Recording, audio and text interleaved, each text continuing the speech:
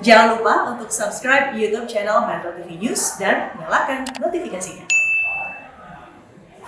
Dan pemirsa, untuk membahas kebijakan baru Pemprov DKI Jakarta mengenai proyek rumah DP 0 rupiah, kami akan membahasnya. Sudah bergabung bersama kami pengamat tata kota Yayat Supriyatna, dan nanti juga akan bergabung bersama kami Wakil Gubernur DKI Jakarta Ahmad Riza Patria. Kita akan ke Kang Yayat terlebih dahulu. Kang Yayat, saya ingin tahu perspektif Anda begitu. Sebelumnya angka maksimal 7 juta pun banyak yang mengatakan ini terlalu tinggi untuk masyarakat berpenghasilan rendah. Kemudian sekarang naik menjadi 14,8 juta rupiah untuk batas maksimal. Bagaimana pendapat Anda, Kang Yayat?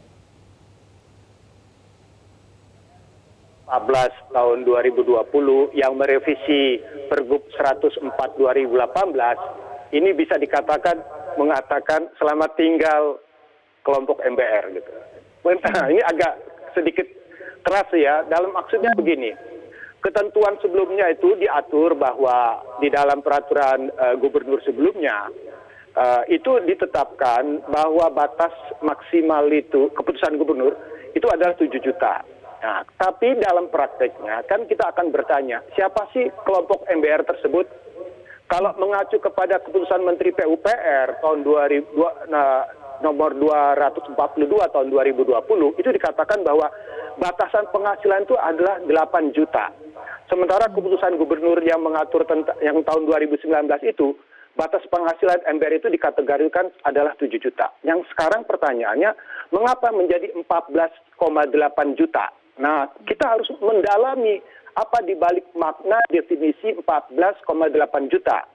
Ketentuan itu diatur dalam keputusan gubernur 588 tahun 2000 yang menyatakan bahwa angka 14,8 juta itu adalah akumulasi dari kemampuan membayar 3 kali angsuran. Artinya kalau kita bagi 14,8 juta itu dengan dibagi 3, itu berarti rata-rata itu harus 4,9 juta yang batas cicilan yang diberikan itu. Jadi pertanyaannya, di mana warga MBR yang punya penghasilan 14,8 juta? Apalagi ketentuan itu juga mengatur dasar penetapannya berdasarkan gaji pokok. Kalau misalnya ada MBR yang punya gaji 14,8 juta, itu bukan MBR lagi. Dan kita kembalikan lagi, batas UMP DKI itu 4,4 juta. Jadi bayangkan kalau orang mau dapat rumah yang difasilitasi dengan DP 0 ini, berarti penghasilannya harus 3 kali UMP.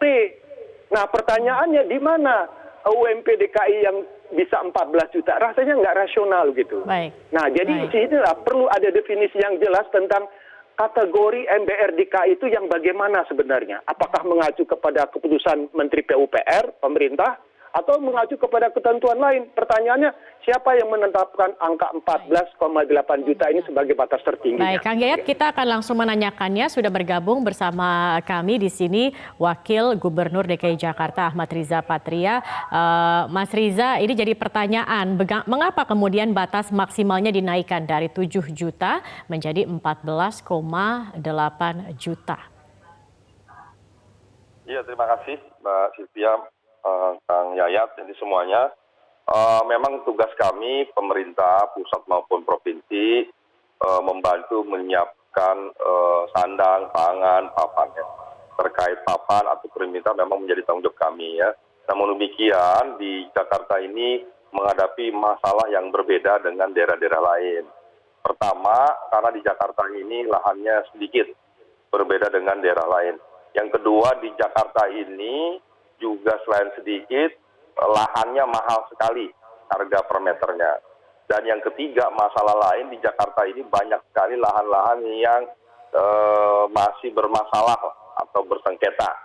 Masih ada di Jakarta ya, karena memang lahannya mahal, strategis, tinggi dan sebagainya. Tentu mohon maaf, ada saja orang-orang yang oknum-oknum yang tidak baik, yang nakal, mafia-mafia tanah yang bermain di Jakarta karena dapat menghasilkan untung yang besar. Nah ini salah satu yang menjadi penyebab kenapa investasi di Jakarta bagi pihak swasta dan lain-lain membutuhkan dana yang besar. Atas dasar itu berdampak pada nilai jual atau nilai cicilan. Nah, jadi untuk menentukan tadi, karena sebab tadi, karena lahannya terbatas, kecil, harganya mahal, terus juga banyak yang bermasalah, dan lain-lain, maka bangunan dia vertikal ke atas. Selain vertikal ke atas, maka nilai beli yang dimungkinkan itu, ya sehingga ada peningkatan dari 7 menjadi 14 koma. Sebetulnya ini dihitung berdasarkan tidak hanya kemampuan dan peruntukan, tapi nilai ekonomis, dan nilai yang dimungkinkan dapat pengembalian dana oleh pihak swasta maupun pihak BUMD dan sebagainya. Kami sendiri mensubsidi begitu tinggi terhadap pembangunan rusunawa, rusunawi dan sebagainya. Jadi sekali lagi ini ada hitungan yang juga diatur oleh bank.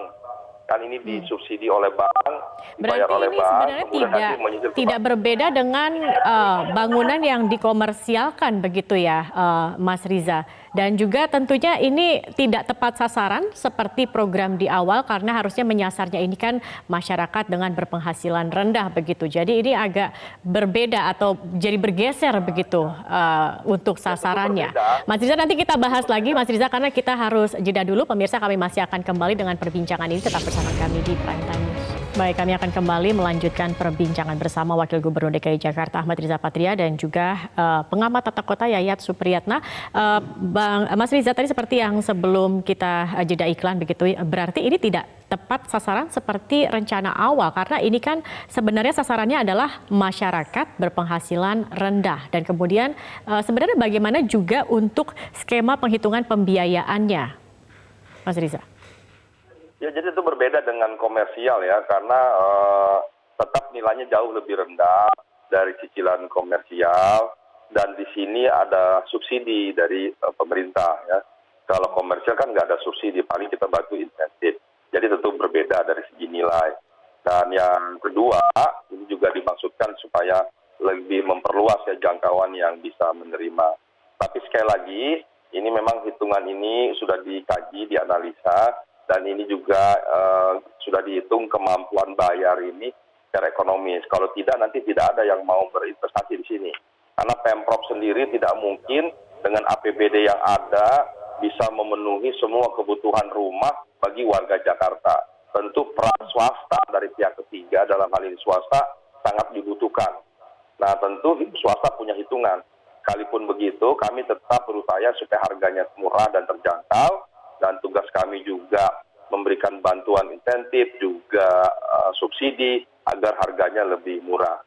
Di samping memang rumah-rumah yang kami bangun sendiri, itu jadi juga ada ya rumah-rumah yang kami bangun sendiri melalui PT Sarana, melalui Dinas Perumahan, dan ini mungkin harganya bisa lebih murah.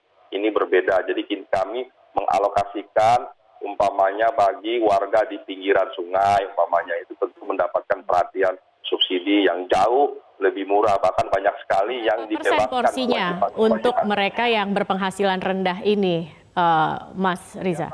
Mereka yang terdampak banjir itu seluruhnya kita akomodir, kita carikan solusi.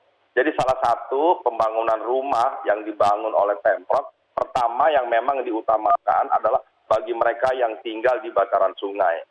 Dan tentu itu kami berikan secara cuma-cuma, gitu ya. Jadi berbeda dengan seperti yang kasus seperti sekarang ini yang DP 0%. Jadi memang ada yang dipindahkan begitu, itu yang kita, kecuali warga di situ yang memiliki tanah. Kalau memiliki tanah ya jadi orang kaya baru dia di situ, karena dibayar tinggi sesuai dengan NJOP dan appraisal. Tapi banyak di pinggiran kali itu, pinggiran sungai yang memang terdampak banjir, kemudian dia harus direlokasi, itu disiapkan rusunawa atau rusunawi yang memang ini program kami. Itu berbeda seperti yang sekarang ini DP 0%. Baik, Kang Yayat, bagaimana Anda melihat dari penjelasan Mas Riza ini sendiri? Apalagi kalau kita melihat ini rencananya dalam RPJMD ini kan harusnya 5 tahun ini sudah ada 230.000 lebih unit. Sampai sekarang kita lihat realisasinya masih jauh dari itu begitu. Bagaimana Anda melihat ini, Mas Yayat? Ya, saya mengatakan bahwa berapa besar bentuk subsidi dan bentuk subsidinya apa. Karena di dalam keputusan gubernur yang menindaklanjuti Pergub ini, keputusan Gubernur 606/2020, batasan jual rumah DP 0 ini itu sudah seperti rumah komersial. Harga per komersial itu bisa 12 juta per meter. Kita lihat lampiran keputusan gubernur yang nomor 606 ini, bahwa nilai jual per meter itu sudah mendekati 12 juta loh. Jadi kalau 12 juta itu termahal itu misalnya Jakarta Selatan itu 11,6 juta. Jakarta Pusat 11,7 juta per meternya. Kalau komersial 12 juta, kalikan aja bahwa rumah ini sulit terjangkau. Sekali lagi saya mengatakan, kalau tipe studio dibeli misalnya 18 meter, harga per unitnya 203 juta. Jadi Kalau tipe 36 tidak untuk disubsidi keluarga, sama saja begitu ya harganya ya? sama Kang aja. Harganya itu misalnya contoh yang tipe 36 itu mencapai 406 juta. Siapa yang bisa sanggup membelinya gitu kan? Bagi kelompok MBR. Nah, jadi saya mengatakan keputusan ini mengunci dalam arti keputusan gubernur yang terkait 606 2020 tentang batasan harga jual itu memang harga yang sangat disukai oleh pengembang. Jadi pengembang pun kalau tidak komersial, tidak menarik, sulit untuk ini. Kalau misalnya pemerintah DKI mau memberikan jaminan, misalnya kalau tidak laku ada asuransi dibeli oleh pemerintah daerah, nggak ada masalah. Tapi berapa besar angka itu bisa diberikan? Jadi saya kira DP 0 ini sebetulnya jadi gimmick aja, karena itu berlaku juga di perumahan-perumahan komersial lainnya. Jadi kalau misalnya kita bertanggung jawab kepada MBR, maka kita harus tahu tentang posisi dan tanggung jawab pemerintah daerah. Bahwa kalau MBR itu harus ada kewajiban di Undang-Undang Nomor 1 Tahun 2011, Pasal 54 yang mengatakan ada untuk subsidi perolehan rumah. Berapa sebetulnya subsidi? Apakah subsidi itu masuk di dalam DP? Atau nanti DP-nya menjadi tanggungan bagi pembeli. Kemudian juga yang menarik ini terkait penyediaan tanahnya. Sekarang tanahnya kan dimandatkan ke PT Perumda Saranajaya. Nah, sekarang ada indikasi korupsi misalnya. Kalau tanahnya dinaikin, otomatis harga jualnya pun akan lebih mahal.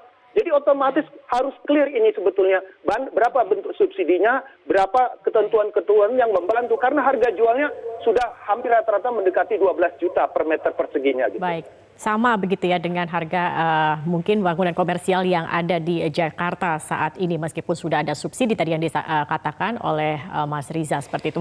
Diskusinya menarik tapi sayangnya waktu kita terbatas. Mas Riza dan Mas Yaya terima kasih sudah bergabung bersama kami dalam Prime Time News. Mungkin nanti di lain kesempatan kita bisa kembali membahas terkait hal ini.